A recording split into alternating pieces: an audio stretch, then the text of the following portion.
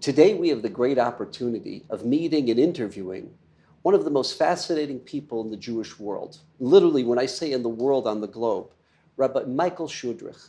Rabbi Schudrich has spent almost 30 years building and developing Polish Jewry. Rabbi Schudrich first came in 1990 to Poland. And what's happened after the downfall of communism, in terms of encountering people who did not know they were Jews, or people who were literally living as Gentiles, building communities in Warsaw, building communities in Krakow. His story is one of the great stories of modern Jewish history. Rabbi Schudrich, we want to thank you for coming to New York, and it's really an honor on behalf of all of us to meet you, to hear from you, to learn from you, and to hear what is happening over the last 30 years, and particularly today in Poland. Thank you very much for such a wonderful introduction. Really, the key factor to understand what's happening in Poland today is that to remember that before World War II, 3.5 million Jews in Poland. September 1st, 1939, the war begins, the heart of the soul of the Ashkenazi world. Only 5 years later, by the end of 1944, 90% of the 3.5 million Jews no longer alive, having been murdered al Kiddush Hashem, the sanctification of God's name. So horrific is that statement that most people don't think, well, how many Jews survived? 10% survived. 10% of 3.5 million is 350,000 Jews. 350,000 Jews in Poland after the Shoah, after the Holocaust. Where are they today? The vast majority of the 350,000 survivors leave Poland in the 25 years after World War II. If you want to feel safe saying the statement, I am a Jew, it makes good sense to leave post-Holocaust, Soviet-occupied communist Poland. So most of the Jews left, but not all the Jews left. Those who stayed basically agreed with those who left. Stay Jewish, leave communist Poland, stay in communist Poland, leave being Jewish. To the extent often you didn't even tell your children or grandchildren. So you're saying there's a dichotomy. If someone wanted to remain a Jew, pre-communism and during communism, they tried to get out and leave. If they wanted to stay in communist Poland, then you went underground. You didn't let the world know you were Jewish. Is that what you're saying? Correct. The vast majority leave.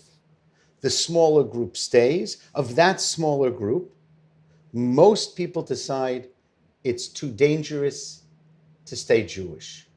We saw what happened during the Nazi occupation, during the German occupation. We don't know what's going to happen during the Soviet occupation. Better not to be Jewish. If you want to be Jewish, then leave. If you want to stay, stop being Jewish. There was a small group, the smallest group of people who maintained their Jewish identity even through all the years. But that is a few thousand only, while the number of those who gave up their Jewish identity were probably in the tens of thousands. Those tens of thousands, if we could speculate, most of them married to Polish Catholics, or it's hard to know? The answer is yes. Very heartbreaking to say yes, because if you felt afraid, and here it's a deep level of fear, of trauma, Baruch Hashem, we cannot understand what it means to survive. We know survivors, but we who didn't survive, we can't understand what that means. And to have survived the horrors of the Shoah, and then to have opted to remain in Poland for 46 years of communism, 44 years of communism, we can't understand what that compounded trauma does to a person. So therefore, if you don't want to be Jewish anymore, it doesn't really make sense to marry a Jewish person. In other words, with all of our efforts for thousands of years for in marriage, their motivation is to marry out. So you have a handful of people that have two Jewish parents, but it's really only a handful. You come there in the time of Lech Walesa, the downfall of communism, not only in Poland, but throughout Eastern Europe. Could you describe the first 5 or 6 years yeah, I hate to use this term, but people coming out of the closet, either acknowledging they were Jews or hearing for the first time from grandparents or parents or neighbors that they're Jews. Describe some of the encounters you have with young, middle-aged, old, as a young rabbi coming to Poland. Well, before that, just two quick things. My first visit to Poland was in 1973, maybe almost before you were born. And I'd been to Poland a half a dozen times in the 70s and early 80s. So I had some perspective, and I knew some people when I came back to start working in March of 90. That's just to give it a perspective. Okay. And the discovery, people coming out of the woodwork, people discovering, isn't just the first 4 or 5 years, it's still happening today. So, for example, a young lady started coming to my shul just about 3 years ago. She said, I think my mother's mother is Jewish. So my reaction is, okay, wonderful. But I don't ask for proof at the beginning. I say, come, see if you like it. I don't want to scare people away. So she starts coming to the shul. She starts coming to different classes. About it 4 or 5 months ago, she says, Rabbi, I can't find any documents to prove my grandmother is Jewish. So I say to her, is grandma still alive? And she says, yes. She was born in 1946, a relatively young woman. So I say, can I meet her? And she says, I don't know. I have to ask. She comes back after a couple of weeks and says, yes, grandma's happy to meet you. She comes to my office, sits down, schmooze for a few minutes, and then I say, tell me, to grandma, did your parents ever tell you were Jewish? And she said no, which wasn't the answer I was hoping to hear. But she then continued, said, but you know, there were some strange things in my childhood. For example, every Friday afternoon, my brother and I had to take a bath. Okay, that's interesting, not overwhelming. And every Friday night and every Saturday lunch, we had a special family meal. So I asked, but what about Sunday? Also weekend, you had a special Sunday meal? No. Sunday, we didn't have any special meal. Friday night, Saturday lunch. Okay. So what did you have Friday night for dinner? He says, well, we had the challah and chicken soup. It's getting to be a little more interesting. Then, watching her face going back 60 plus years, she says, and then I remember there was this dish that you had to cook for a long time of meat with bones and beans. So I said, oh, you had that Friday night. She says, no, that was Saturday lunch, which is, of course, cholent. And there was a song they would like to sing and get up and dance. So I tried to think of some Yiddish songs. I don't know. I'm not a great voice. I'm not an expert on Yiddish music, but I don't know why I thought it was Yiddish. So I tried Offen Pripitschik, Russian Kiss and Mandlich. And she says, no. Very nice to meet you. She leaves. She comes back 4 minutes later. She says, Rabbi, I remember the melody. So it's, on the one hand, a great challenge for the rabbi, for halakha, for Jewish law, on how much proof do you have to say a person is Jewish? On the other hand, perhaps even more compelling, is watching this person put together the pieces of the puzzle of her life. Or another story. A man comes to me, this is already many years ago, towards the beginning, and says, Rabbi, I know I was born during the war. My mother died in May. It was November when he came to see me. And after the funeral, the neighbors told me that it really wasn't my mother. That my mother, my biological mother, was a Jewish woman who gave me away as an infant to this Polish Catholic woman who risked her life to save me, but never wanted to tell me I really wasn't hers. And so the neighbors kept the secret for over 50 years. But now that the woman I knew as my mother was gone, I said, well, you should know. And he turned to me and he said, Rabbi, I feel bad because if my biological mother was Jewish, I want to be Jewish. I have only one problem. I have no idea what I'm supposed to do to be a Jew. Rabbi, teach me. Wow. Mm. So those are two stories. If you want, I can keep going. Could you share with us a couple of those? Sure. Yeah. So, just in terms of painting a picture for us. right. A woman came to me, this is 25 years ago or so, maybe more, and says, Rabbi, I'm a single mom. My son is 5. I think my mom is Jewish. She says she isn't. But, and this is perhaps the most heartbreaking statement, my mother has no living relatives.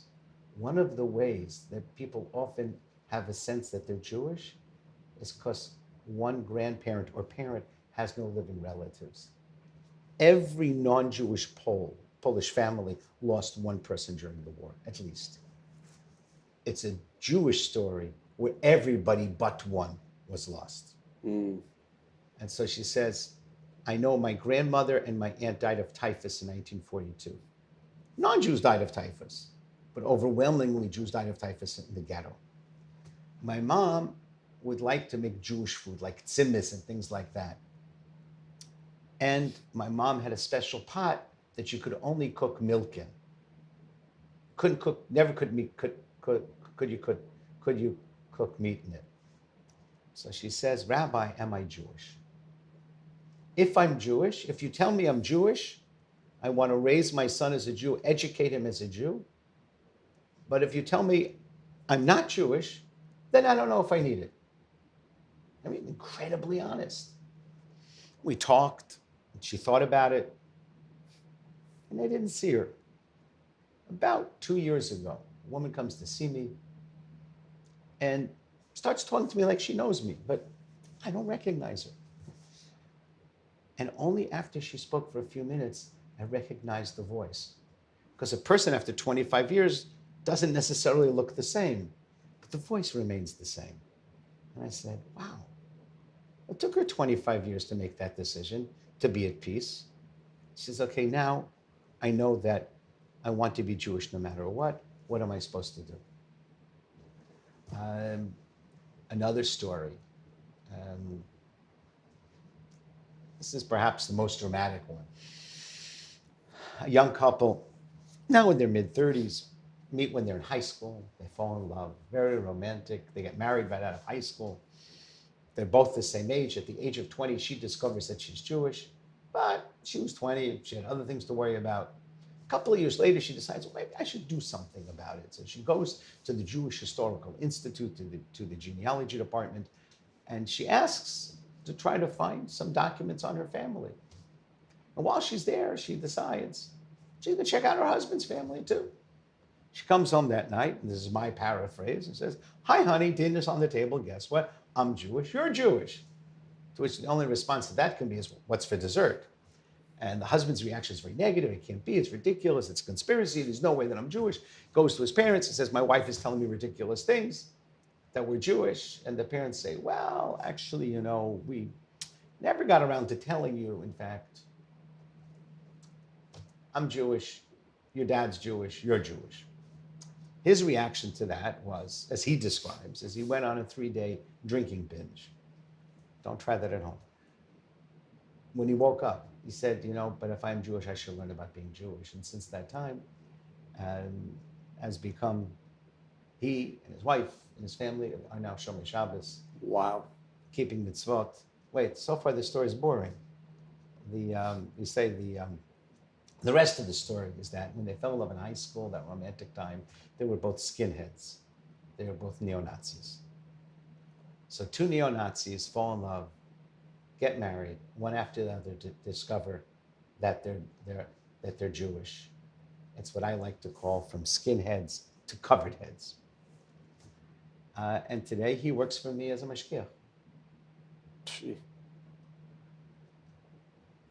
Could you describe the pressure or the animus that existed when they started acknowledging they were Jewish or letting others know they were Jewish, let's say in the 90s, as opposed to today? Meaning, how do their Polish Catholic neighbors, friends, acquaintances relate to them 25, 30 years ago, as opposed to how they relate to someone who's part of the Jewish community today? Okay. to me, the most interesting thing is that the reaction, I mean, there are anti-Semites in Poland and in other countries also. And then, oh, you're Jewish, I don't want to talk to you.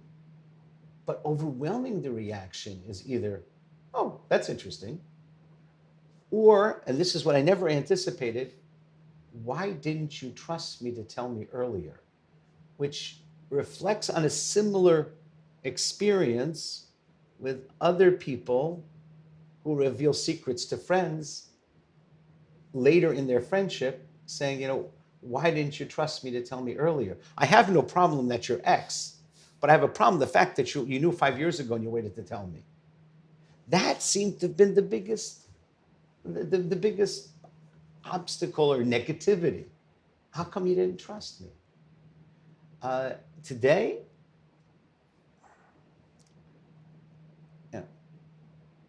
Poland has 40 million people. You can't speak of Poland as you can't speak of the United States, and you can't even speak of the Jewish people as having one opinion on any subject. And so you do have those Poles who are following a very well-established tradition from before the war of anti-Semitism. But that group became much smaller, primarily due to the teachings of Pope John Paul II, the Polish Pope.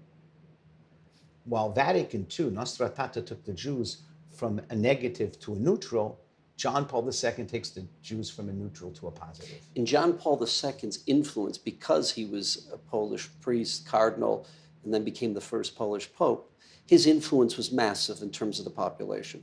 I mean, John Paul II changes the Catholic Church in its relationship to the Jews, changes Poland even more so in its relationship to the Jews. I mean, John Paul II, till today, is the greatest Polish hero in the last, I don't know, the only one that maybe a little bit competes with him is Copernicus. And I think he beats Copernicus. Wow. And so his influence is huge. Now, unfortunately, it's not 100%. There are priests and even some bishops who don't, what I call, are pre-Vatican II Catholics. They don't want to hear it. We have that in the States. Mel Gibson, his father, they're days of rage Catholics. Right. They reject Vatican II. So they probably look at John Paul II as a reformer, as a liberal. As a traitor. As a traitor, As a traitor. But because John Paul was Polish, his influence is that much more, is that much greater. There are people that still have the photo of John Paul II on the wall.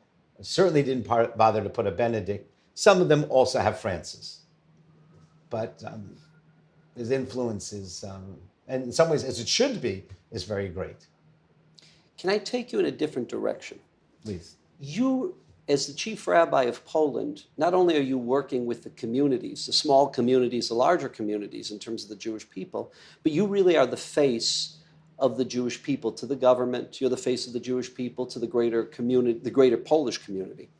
Could you share with us your experiences over the last 30 years, particularly Belzec, Sobibor, mass graves, the challenges that you've had in how you've resolved and worked with the government, how you've resolved and worked with global Jewry on some of these, what we would call Makomos HaKadoshim, these very holy places where numbers of Jews were murdered and butchered, where maybe the Poles don't see it that way? Well, it's important to understand that the Poles view the death camps as holy places. Belzec had nothing to do with Poland. Sobibor had nothing to do with Poland. It was on occupied Polish territory by the German Nazi regime who used Ukrainians. Not everyone is aware of that. So, I mean, in Belzec, Poles sold bread to the Germans and the Ukrainians working in the death camp. That was the extent of, often that was the extent of their collaboration. They provided food for them. So there is a sense of we have to preserve these areas. The challenge number one is that under Soviet occupation, which ended in 1989, the death camps were taken as a place to show glory to the Red Army, because the Red Army did liberate these camps. And so the whole Jewish element, all the other elements were forgotten, neglected, not neglected, but just not talked about, because it was to the glory of the Red Army and of how socialist communists beat back the fascists. That's problem number one. So in 1989, basically none of the camps are properly preserved. None of the camps have proper memorialization. None of the camps have anything that you could say is a meaningful, appropriate museum or exhibitions. So it's been a process. Auschwitz-Birkenau today, really, you can go there. It's conservation, preservation is on world standard. The exhibitions are meaningful, are appropriate, are historically accurate. Belzec goes back to, about 15 years ago. I hope I'm giving the right amount of time ago. Yeah, it may even be longer. I think it was about 15 years ago. And there was, it was done between the Polish government and the American Jewish Committee. Why the American Jewish Committee, that's a whole long story, but they did a wonderful job. And Michael Birnbaum, the famous Holocaust historian, was very involved in creating Michael that. Birnbaum, absolutely. And then Andy Baker from the American Jewish Committee, and Miles Lerman, of course. And remember, that was really one of the first times really where we dealt with such a case. And like starting all over, restoring it, because it was very complicated without going into all the details. Complicated in terms of not wanting to tread on places where bodies were... Correct. That was the greatest complication. That exactly how do you physically build something that could remember the murdered without disturbing their graves?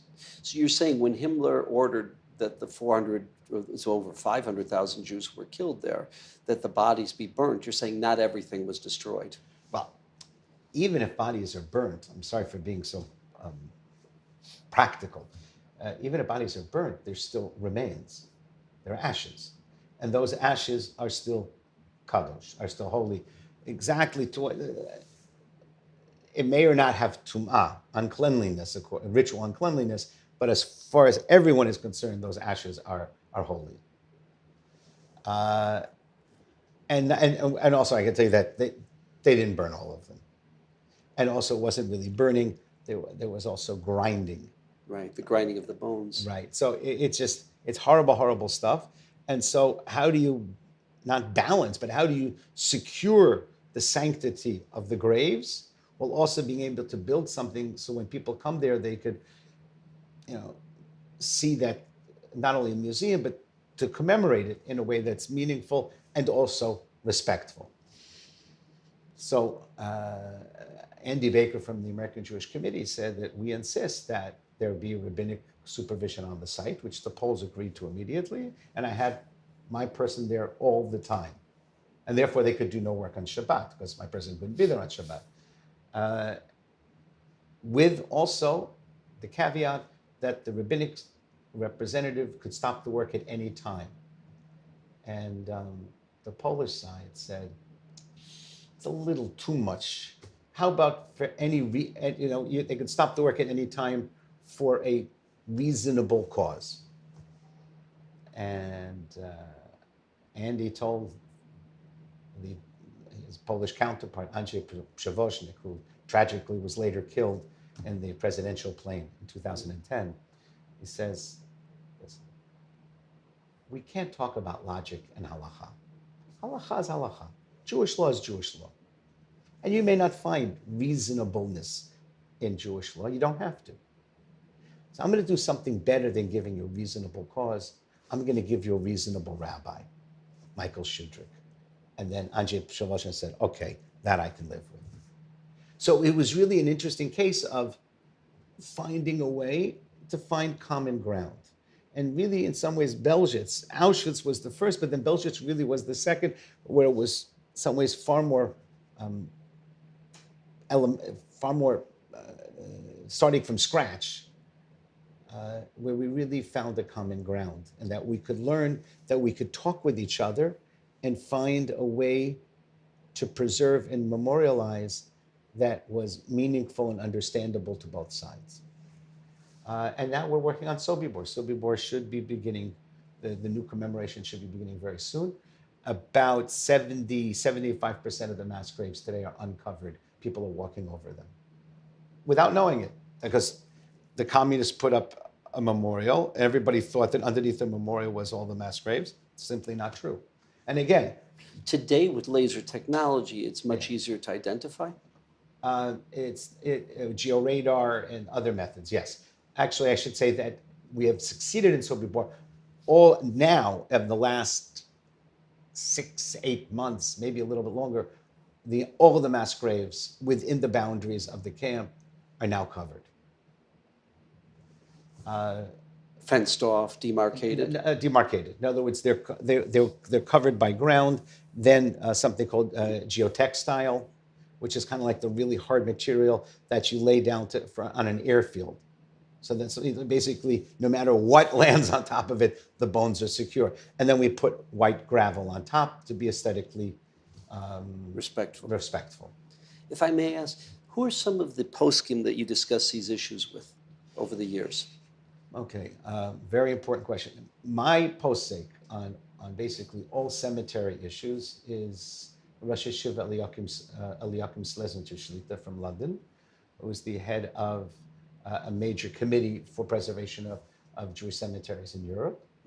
I work with him. I've also worked in the time of Belzhitz, Rabbi Yisrael Lau, then the chief rabbi of Israel, worked with him along with Rabbi Schlesinger. And those are the people that I go to. Could you see down the road the way that Belzhitz was transformed into something that is extremely respectful, educational, and dignified for the loss of all of Galician Jewry? Could you see that happening down the road for Sobibor? Oh, and that's the plan. So here's my next question. That's the plan for Sobibor. And please push back if you disagree with this. And I understand it was done under Soviet times, under communist times.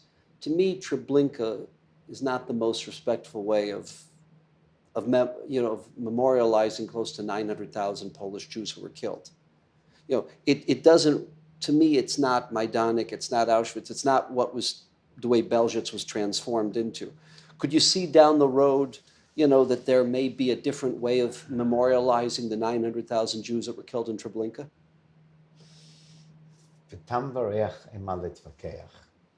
When it comes to aesthetically meaningful, I know people that think that Treblinka is the most moving.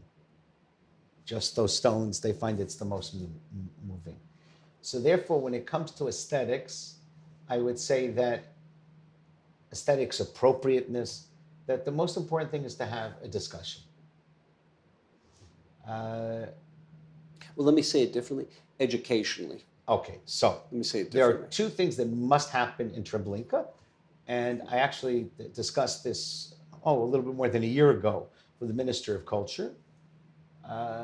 Maybe it's already 2 years ago, and I said, tafasta meruba lo tafasta. If you try to do too much, you get nothing done. I said, let's finish Sobibor, then we start Treblinka. Let's not try to do two at the same time, because I know how bureaucracies work. I know how ministries work. Let's do one project as fast as we can, as well as we can, and then we'll go to the next project. People could disagree with me and say that it's so important we should do two at the same time. And the only reason I'm saying this is a practical point of view. If you've ever dealt with government, it's slow. It's slow, and and don't distract them. So keep them focused. Sobibor, Sobibor, Sobibor, like we did Belzhitz, done. Now Sobibor, then Treblinka. What has to happen in Treblinka are two things. Most importantly is that not all the human remains in Treblinka are properly protected. Same problem as Belzhitz, same problem as Sobibor, also in Treblinka. And that really, really concerns me. and we need to find an appropriate solution. And I know we can. The second thing is there's basically a tiny little exhibition, and we really need to build there some kind of educational, small, but an appropriate educational center. And that's something that's being discussed. I'm very hopeful that will happen, but it's not going to happen this year. You know what? If we do Sobibor well, and if the plans are down the road for Treblinka, look, we, the Jewish people, eternally will be grateful for that. And I have to thank you for Belzhitz, and I have to thank you for what you're doing on Sobibor. You're looking at generations of Jews who are going to be confronting their history, and to be able to go to these places, and to be able to understand, and to be able to internalize to whatever human degree possible. Thank you for making that happen. Thank you. I'm leaving back to Poland tomorrow evening in order to be 11 o'clock on Thursday at Treblinka, which will be the anniversary of the uprising at Treblinka. And if I could share, because we Jews never forget the tragedies, but we live with hope. And I had the tremendous honor just about a month ago of officiating at the wedding of the last living fighter of the Treblinka revolt, Shmuel Willenberg. His granddaughter got married in Israel, and I was Masada Kedushin. I was the rabbi who officiated at the wedding. Wow. Because of our contact over the last 10, 15, 20 years. Wow. So, would you share with us for a few minutes certain stories or certain anecdotes you have with Shmuel Willenberg? Well, Shmuel first of all, it was amazing. Born in Czestochowa, if I remember correctly. At the age of 17, volunteers for the Polish army in the fall of, in August of 39. In other words, he volunteers right as the war begins. Sent off to fight the Germans. His troops are beaten back. Then he's on the east side. The Soviets have attacked. So he's fighting against the Soviets a couple of weeks later. Gets wounded, goes back to Czestochowa, is in the ghetto for a while, sent to Treblinka, fights in the uprising, gets back, not back, but goes to Warsaw because he heard that his father is in hiding on the Aryan side in Warsaw. Finds his father, which he says, why he survived, because he had some place to go. Even the Jews who got out from the revolt, where were they going to go? They had no place to go. And a lot of them got caught. He then ends up in Warsaw in August of 44, which tomorrow is the anniversary of the Warsaw Uprising, the Polish Uprising. The Jewish Uprising, the April 43, the Polish Uprising, August 44. He fought in the Polish Uprising. So here's a man who fought the Germans and the Soviets in September of 39, fought in the Treblinka Uprising, fought in the Warsaw Uprising of 44, survives, makes Aliyah, goes to Israel, works in a mid-level government job for decades, and when he retires, starts doing sculptures. Both of his memories of Treblinka, but also them some very beautiful. And Shmuel had the most wonderful sense of humor. I could share with you one story. Shmuel died about 2 years ago. So it must have been about 3-4 years ago. He was in Warsaw. Again, he would come to Warsaw 2, 3, maybe more times a year in the last 15, 20 years, really with groups of Israeli students. Can you imagine going to Treblinka with Shmuel? Wow. And he did it because he felt he had a mission. And we're sitting around a table in Warsaw, and I said to Shmuel, Shmuel, tell me, how long are you married? His wife, Ada, says, we're together over 60 years. I'm still not sure I made the right decision.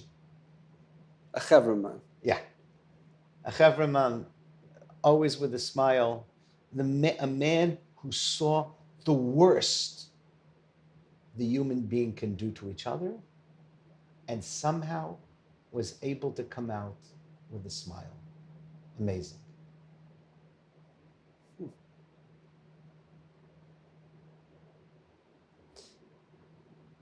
I'd like to ask you, and if you'd rather not, if you don't want to answer this question, please feel free not to answer this. So many of us have read Barbara Engelking's work, A Beautiful Sunny Day. And we realize that if you were a Jew between 39 and 45 that escaped the ghetto, never went into the ghetto, jumped from a train, the chances of you surviving is a function of your fellow Polish countrymen. Whether they killed you yourself after blackmailing you for everything you had, or whether they handed you over to the Germans, who were not hunting in every little farm or hunting in every little forest for Jews, your chances of survival were close to zero. And it's possible that probably somewhere in the range of 200,000 Jews were killed, either being killed by their fellow Polish Catholics, their fellow Polish citizens, or being handed over to the Germans by their fellow Polish citizens. You read that, you read her documentation, you read other works. We don't have to go into Jan Gross with Yad Wabny, Friends, all these kind of things. Now you have today a Polish government that wants to tell the narrative that we were the victims of Nazi aggression, which is absolutely true. We know it was the only country in all of Nazi-occupied Europe that German-occupied Europe. German-occupied Europe, that it was a capital offense to support or help a Jew. We understand that.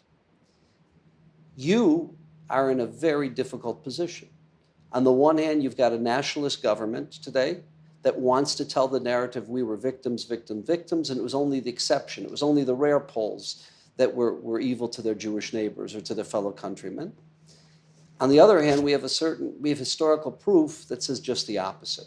So with that long introduction, if you'd like to speak about that, feel free to. If not, feel free to pass. I'm not the kind of guy that takes passes.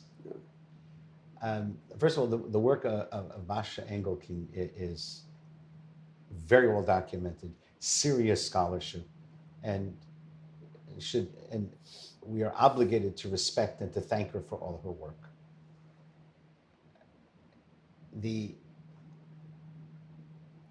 Here, in a sense, is the crux of the problem. It's absolutely true that the greatest risk for a Jew was not the German, but the Pole who was ready to turn him in. I think one needs to be very careful, and I don't think we really know the number. The number 200,000, is it that they killed or they turned over?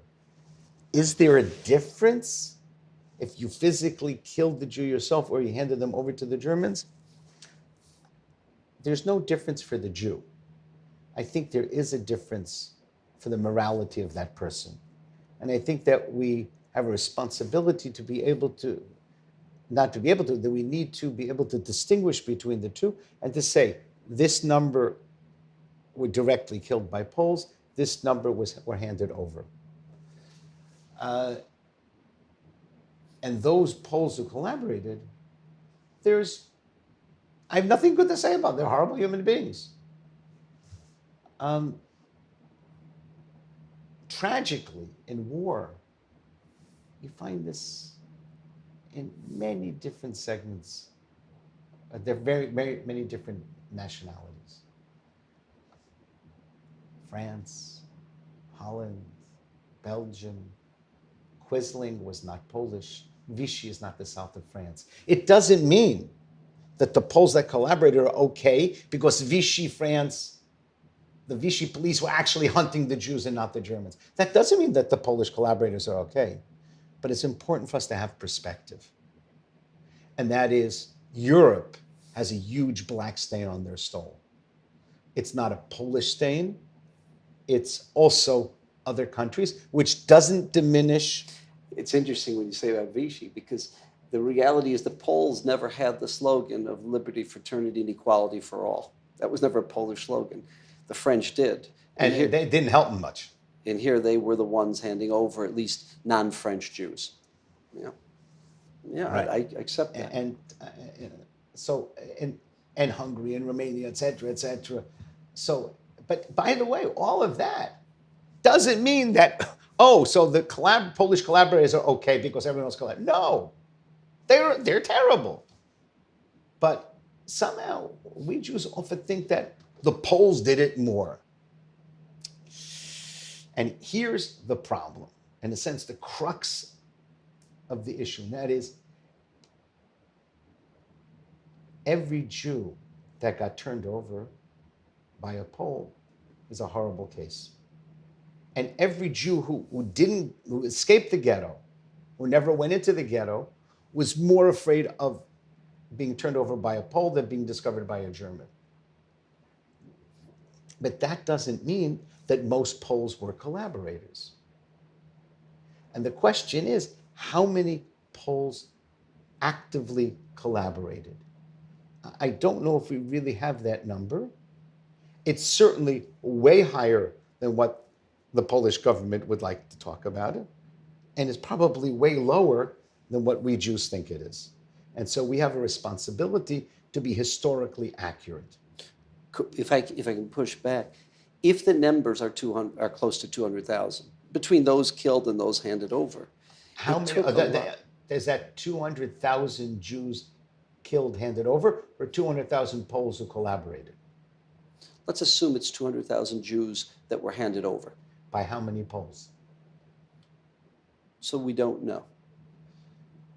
These okay, as in every nationality. But that's not a small number. That's not a small number. That's people. Okay. I'm not coming here to be a defense lawyer for Polish collaborators, not at all. But let's try to get to some kind of factual accuracy. And because it's so horrible and it's emotional, it's hard to get to be in a normal way, to get to just what are the facts. So 200,000. These are really bad people that were doing it. So they didn't hand over one person. Say each of them handed over 10 people. And this is just a supposition. It could have been a lot more than 10. 10 is not a lot if you're working for a few years. If you're like a really bad collaborator, then like third grade, not the A team and the B team. Your point is, if it's 40,000 people in a population of 35 million, that's a different number. Yeah. It's a perspective. Yeah. And again, not at all to ever diminish the responsibility of those collaborators. But we're not talking about 200,000 collaborators.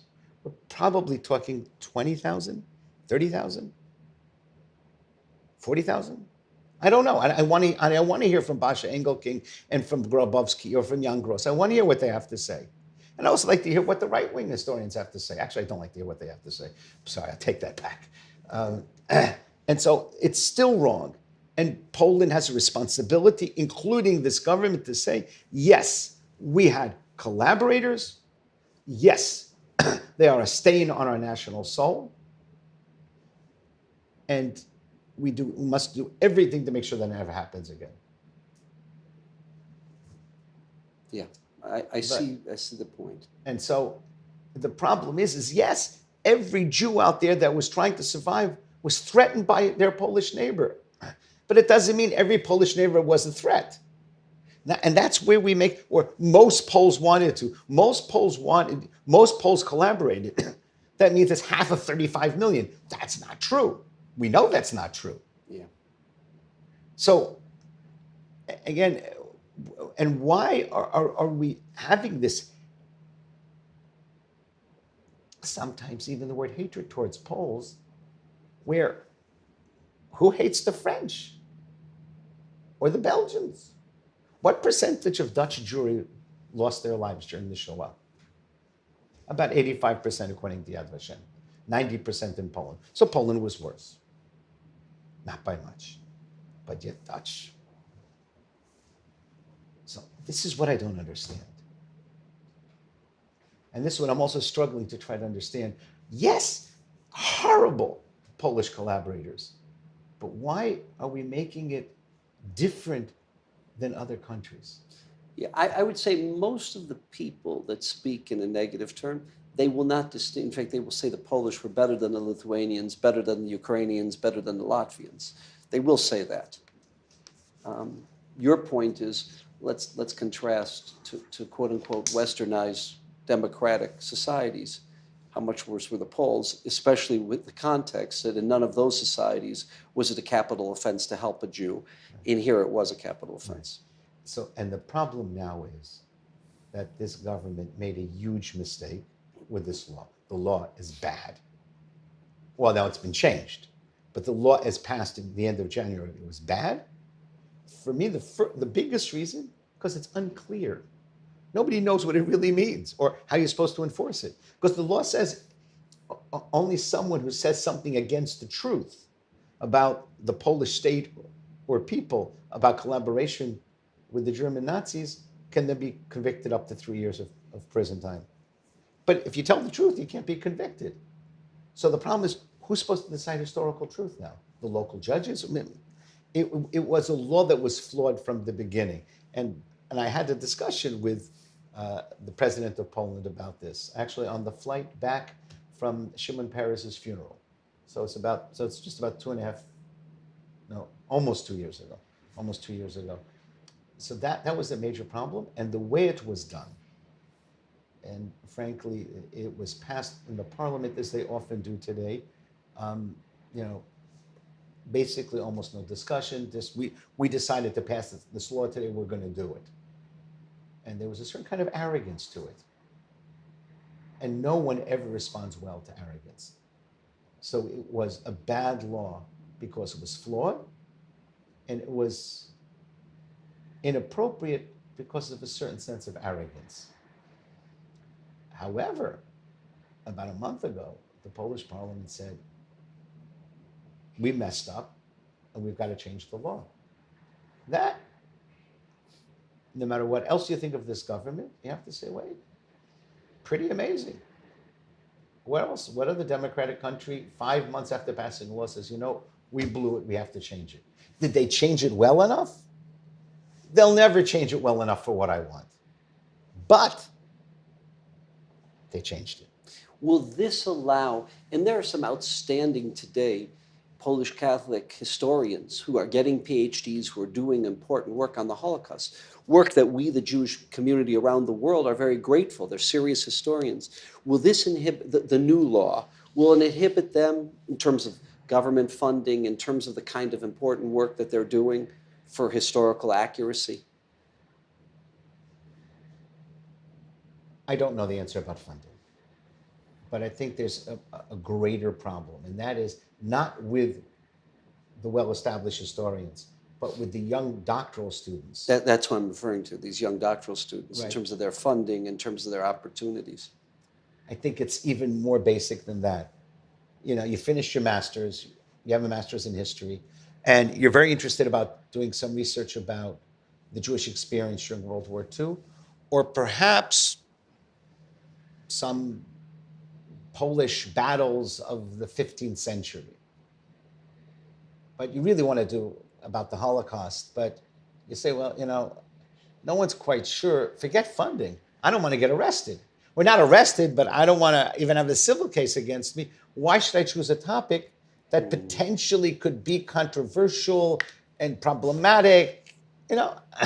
I'll study Chinese literature, not Chinese literature, but whatever else. I'm going to study something. I'm going to do my doctorate on a different topic.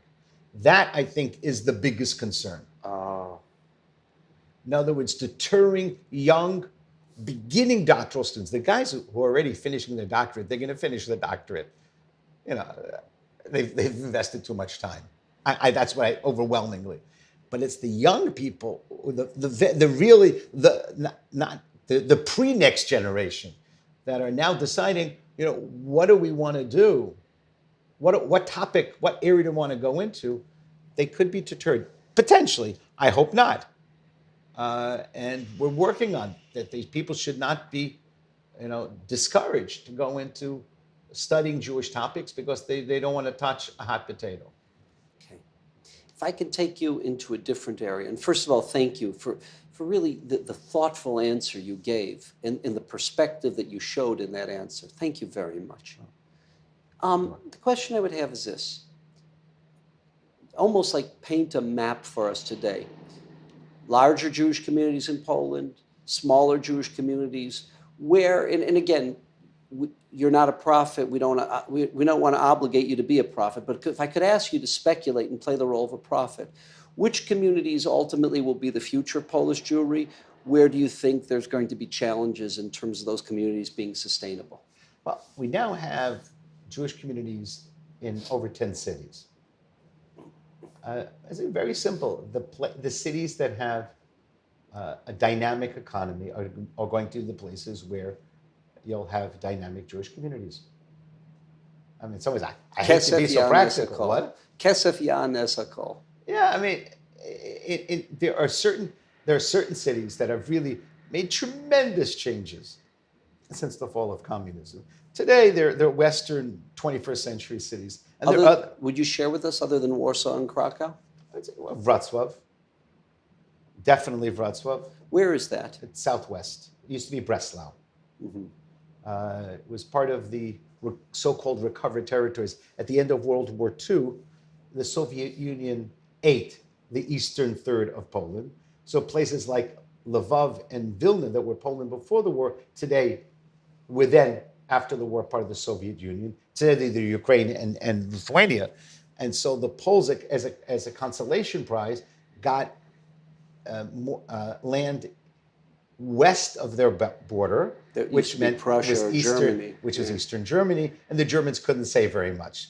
So places like Breslau are today Wrocław, or Poznań today is Poznan, and Danzig is today Gdańsk, and so it's a lot of territory. And these areas are doing well economically. Well, other cities with tiny Jewish communities, but with a very dynamic economy that may have potential, Gdańsk, and I would say Poznan. Other places, like small places that people never heard of. Do they acknowledge that it was the place of Rabbi Akiva Eger? Oh, yeah. In Poznan? Very much so. You should hear the local archbishop talking about Rabbi Akiva Eger. I think he knows more about him than I do. Sure. The archbishop he's a very special person. Stanisław Gondecki also happens to be the head of the Polish Catholic Church. And really, I was standing at some ceremony, and he was giving the biography of Rabbi Akiva Eger. And I said, whoa, that's something. So I think that it is linked to economy. Young people usually don't stay in communities in stagnating economies. So places like Legnica, Wałbrzych, not far from Wrocław, but never really, even Lodz, never really pulled itself together. People may disagree with me. I love Lodz, but the economy there is not anywhere near what it's happening in Warsaw and Krakow and Wrocław. Lublin?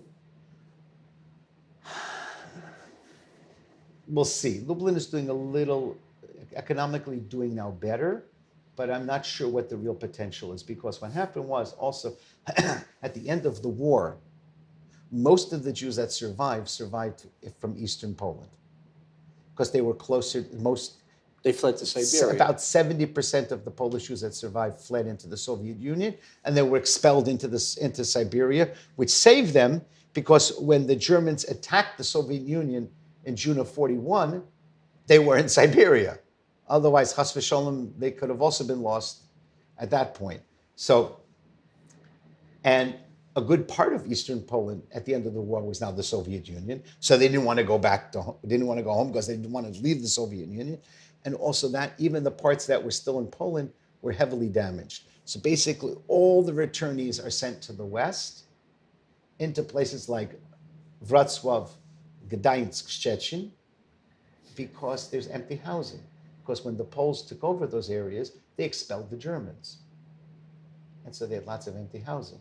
So rather than sending Jews to places where there's lack of housing, which may have been their home, they were sent to the Western territories where there was empty housing. Not a moral solution, but a very practical solution. Are Warsaw and Krakow, in terms of Jewishly, are they head and shoulders above the other communities today? Well, I would say today, Warsaw is head and shoulders above everyone else. Krakow is, Wrocław is also, in some ways, as large or maybe even larger than Krakow. because that's where all the Jews were sent after the war. Many Jews, not all, many Jews were sent after the war. Lodz is small but very vibrant. Is there foreign funding that's coming into those communities? Either people who were survivors that want to see those communities? Today, we're very grateful to the Joint Distribution Committee, who for many years were a very big supporter, a major contributor. Today, less so, but we're still very grateful for what they give. And then individual foundations as the Tad Toby Foundation, the Ronald Lauder Foundation, Shabbat Yisrael has been very supportive. Then individuals like David and Ira Mitzner, and Zygmunt Rolat, and I'm always afraid to do this because I'm going to forget somebody. I'm a big the Koret Foundation. So we're really grateful. Rothschild Foundation has also given us some grants. Is Nissenbaum still involved, the family? Or? Somewhat, yes. So those foundations, whether it's schools, whether it's providing staff, whether it's acquiring facilities. Ronald Lauder does the school, different kinds of funding. The claims conference is still obviously sending for the elderly, for the survivors, which we're very grateful for. But in Poland, as in almost everywhere else, you could say, the more you do, the more people come back. And the difference is that in a stable Jewish community, you must do outreach. In a re-emerging Jewish community, as in Poland, the outreach is that much more necessary because there's still a fluidity of identity. As people discover, there's still the possibility to make that move to their Jewish identity. So the more we do, the more Jews come back. That's true all over the world, but especially in a country that went through such upheaval in 1989. The fall of communism leads not only to economic and political upheaval, it also leads to social upheaval. People who are now open to think about things they weren't thinking about before. And so the time to help Polish Jewry is now, not to wait, because this is a window of opportunity. And there's also a certain historical responsibility. No matter how we as American Jews live our Judaism, whether we're a Chassid or a Zionist or a secularist or a Yiddishist or Agudat Yisrael, it all came and flourished from Poland. We have now a historic opportunity to give back to the descendants of those Jews who created the Judaism as we live it, from Moshe Isserles to Shalom Aleichem to Lamed Peretz. Just an amazing opportunity. And we have that historical responsibility. Some of the young people that started exploring their Judaism under your mentorship and under your leadership in the 90s, can you share with us where they are today? And again, you could speak in broad strokes or you can give specific examples. I mean, are these people today who are no longer university students or no longer high school students? Today, they're people in their 30s or 40s. Are they in Poland? Are they in Israel? Where have you seen them emerge and develop? Every different way.